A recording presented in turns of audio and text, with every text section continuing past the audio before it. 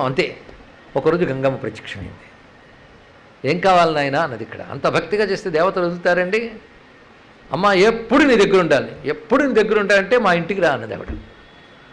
ఏం తల్లి నీకు ఇల్లు ఏమిటంటే నా ఇల్లు కాశీ అన్నది. ఇక్కడ ఎక్కడున్నా కాశీకి రా అన్నది. ఇక్కడ కాశీకి వస్తే నీకు అన్నీ కనబడతాయి. ఎక్కడ నీకు నేను ఇస్తున్న అనుగ్రహం కాశీలో ఉన్నవాళ్ళు ఉన్నట్లు నీకు కనబడతారు. ఇన్నాళ్ళ తపస్సు ఫలంగా మహానుభావుడు మొత్తం తన సంపదంతా కూడా పుత్రుడికి ఇచ్చి, వీరసేనుడు కూడా తన కుమారుడు ప్రసేనుడికి ఇచ్చి కాశీక్షేత్రానికి వచ్చి విష్ణు ఆరాధించి ముక్తి పొందిపోయాడు. ఈయన కూడా తన పుత్రుడికి తర్వాత బాధ్యతలు అప్పచెప్పి తాను కాశీక్షేత్రాన్ని చేరుకున్నాడు. కాశీకై బయలుదేరి వచ్చేసాడు. ఇక్కడ ఉంటూ ఉండగా కాశీలో ఎలా ఉండాలో అలా ఉన్నాడు. నిత్య గంగా స్నానం, నిత్య విశేష దర్శనం, ఇక్కడ ఏవేవి చూడాలో అవన్నీ చూస్తూ ఆరాధిస్తూ తృప్తిగా ఉంటే ప్రతి చోట ప్రతి దేవతానికి ప్రత్యక్షమయ్యేది.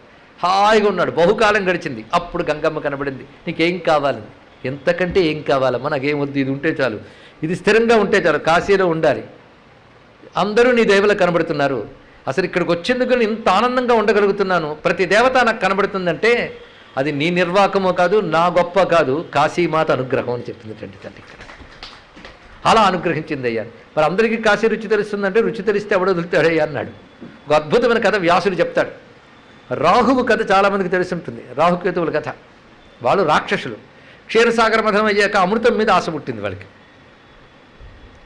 దానితో వేషం మార్చుకొని దేవతల పంక్తిలో కూర్చున్నారు.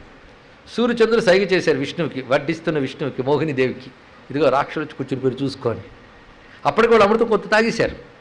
వెంటనే విష్ణువు చక్రం ప్రయోగించాడు. అసురుడికి అమృతం దక్కకూడదని చక్రం ప్రయోగిస్తే వాళ్ళు 2 ముక్కలైపోయారు. కానీ అమృతం తాగారు కనుక వాళ్ళకి మరణం లేదు కనుక 2 రూపాలు తుండిపోయారు రాహుకేతువులు. సైగ చేసింది సూర్యచంద్రుడు కనుక వాళ్ళని వచ్చి పట్టుకుంటుంటారట. ఈ కథ మనకు పురాణంలో తెలిసిన అంశమే. కానీ మరొక అందమైన కోణం ఇందులో ఉంది. ఈ రాహుకేతువులకు ఉన్నవాడు ఒక్కడే కానీ నిజానికి ఆ ఒక్కడే రాక్షసుడు విష్ణువుని ధ్యానం చేసేట. నీ దగ్గరకు వచ్చి అడగక్కర్లేదయ్యా, తలంచుకుంటే నువ్వు నీపైన భక్తి, నువ్వు సర్వవ్యాపకుడి, నీకు వంచన చేసి అమృతం తాగేసేటంత తెలివితేటలు నాకులో, నిన్నెవడు వంచన చేయగలడు?